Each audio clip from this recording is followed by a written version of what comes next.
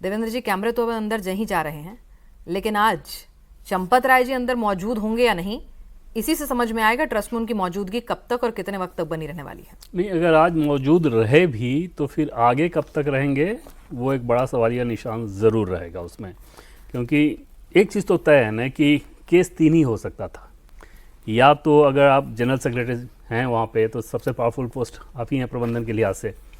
पहली चीज़ कि आपका इन्वॉल्वमेंट हो, दूसरी चीज़ कि आपकी लापरवाही हो, तीसरी चीज़ कि आप इतने कैपेबल नहीं थे कि ऐसी चीज़ों को हैंडल कर सके। आपका एक्सपोजर नहीं था, अनुभव नहीं था उस रूप में उधर का। इन 3 चीज़ के अलावा चौथा केस तो हो नहीं सकता। अब पहला SIT जांच करेगा और क्या है नहीं है वो अलग चीज़ है, लेकिन दूसरी चीज़ तो एकदम से ऑब्वियस है कि हाँ लापरवाही हुई है।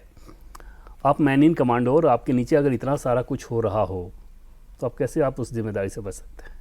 वो जिम्मेदारी तो आपके ऊपर आएगी और ख़ास तौर पे तब देखें कि ये मामला और ज़्यादा सीरियस लगता है कि जब लैंड एक्वायर किया जा रहा था तब भी इतनी सारी चीज़ें आए, उसके बावजूद आपकी आंख नहीं खुली। वो तो आई ओपनर केस होना चाहिए था ना।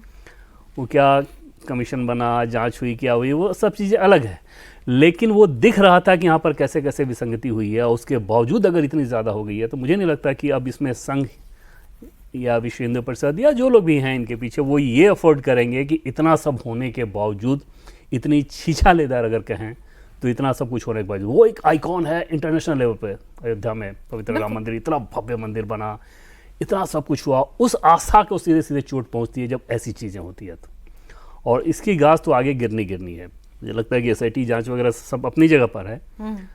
लापरवाही को लेके जो चूक हुई है, जो आपका एक्सपोजर नहीं है, उसके बाद उसमें परिवर्तन होना बहुत एक्सपेक्टेड लाइन पे समझ में आता है। बाकी देखना होगा क्या हो रहा है। ठीक है, आप उस करप्शन में शामिल थे या नहीं वो जांच का विषय हो सकता है, लेकिन आपकी कैपेबिलिटीज पर और आपने कितनी सिंसियरिटी से एग्जीक्यूट किया अपना काम, उस पर तो सवाल है। विनोद बंसल जी, इत्तेफाक रखते हैं भाई गलती तो की है? अभी भी नहीं? बिल्कुल नहीं, कोई गलती नहीं हुई है। नहीं, मैं कैसे कह दूंगा? चोरी हुई है ना, मैं नहीं कह सकता। अच्छा, वो तो SIT कहेगी ना जी। अच्छा, SIT का गठन इसीलिए किया गया है कि भी अगर कुछ चोरी या कोई सीना चोरी या कोई पाप किसी के मन में है तो उसका खुलासा होना चाहिए। जो खुलासा होगा तो उसके बाद एक्शन होगा। मुझे तो नहीं लगता अभी तक कोई किसी भी तरह से कोई तथ्य, कोई प्रूफ, कोई रियलिटी सामने आई है जिसके बेस पर ये कह सकते थे कोई पापी है, कोई दुराचारी है, किसी ने चोरी की है। तो let the exposure come on the table.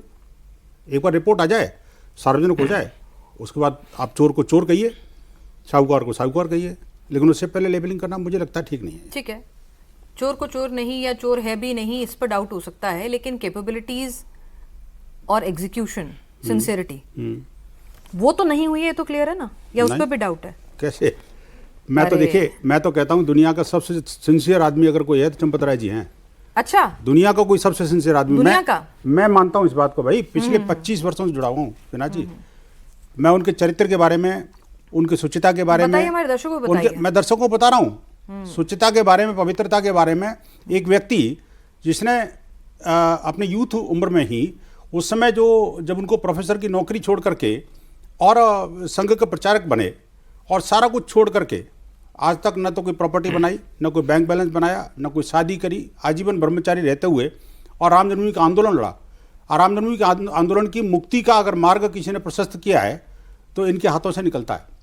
आप देखिए, जब 25 वकीलों की फौज कांग्रेस ने वहाँ सुप्रीम कोर्ट के अंदर लगाई थी, वहाँ कोने में बैठ करके सुप्रीम कोर्ट के बेंच में पीछे बैक बेंच पर बैठ करके वो सारी चीज़ों को नोट करते थे, शाम को जाकर सारी चीज़ें डिस्कस करते थे, अगले दिन की क्या स्ट्रेटजी होनी चाहिए उसमें जाना चाहिए था। आप देखिए कि वो चाहते तो बहुत सारे मीडिया पब्लिसिटी बटोर सकते थे, वो कभी इसमें मीडिया पब्लिसिटी के चक्कर में नहीं गए। उन्होंने कोई धन बटोरा नहीं, ना उन्होंने कोई शोहरत बटोरी। अरे ऐसे महात्मा को, जो श्वेत वस्त्र में महात्मा मैं कहूँगा, उसको अगर कोई चोर बताता तो मुझे लगता है कि वो बहुत बड़ा पाप कर रहा है। राम की भूमि है अयोध्या, राम राज्य की हम कल्पना करते हैं, नैतिकता का पाठ राम ही पढ़ाते हैं। बिल्कुल। तो नैतिकता के आधार पर इस्तीफा दे देते? नहीं, क्यों, आप बताइए। अच्छा, नहीं फॉलो, नैतिकता भी फॉलो नहीं करनी? नहीं, नैतिकता की कौन सी ह्रास हुआ है? कौन सी नैतिकता का ह्रास हुआ है?